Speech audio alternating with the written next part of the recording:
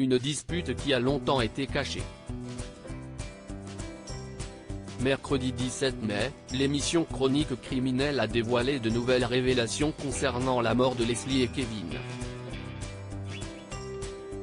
Face caméra, les parents de la jeune femme, artisane de profession, sont revenus sur les premiers jours de cette affaire.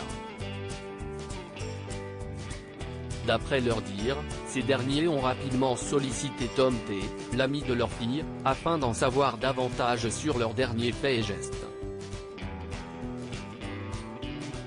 Seulement, tout porte à croire que le jeune homme leur avait caché une information importante.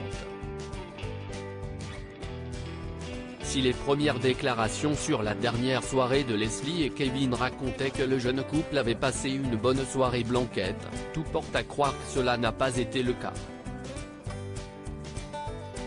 Pour cause, sur les réseaux sociaux, une mère de famille, originaire des Deux-Sèvres, a fait une révélation accablante.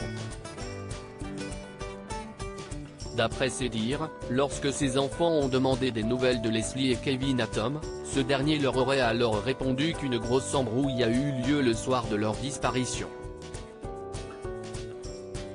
S'il y a eu une grosse embrouille, pourquoi, Tom, ne nous a pas prévenus? Pourquoi il n'a rien fait? A confié le père de Leslie.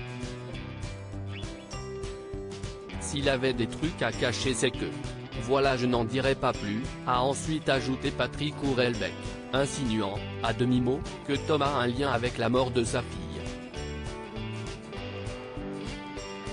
Leslie Hurlbeck, cette douloureuse épreuve pour sa belle-mère toujours face aux caméras de Chronique criminelle, Émilie Cardré, la belle-mère de Leslie Hurlbeck, s'est également souvenue du moment où les affaires du jeune couple ont été retrouvées à Puyraveau.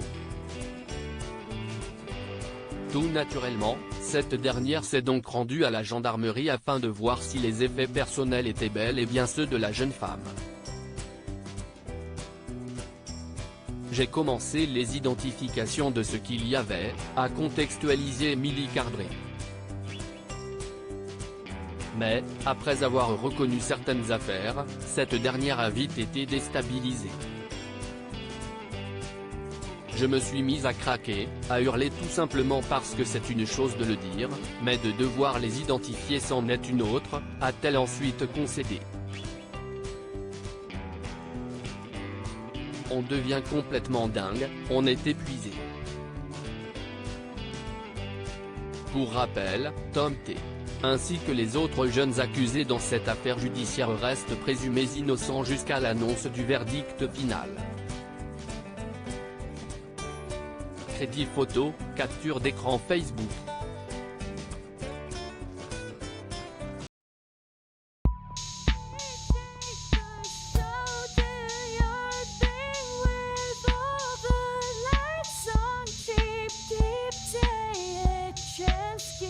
Keep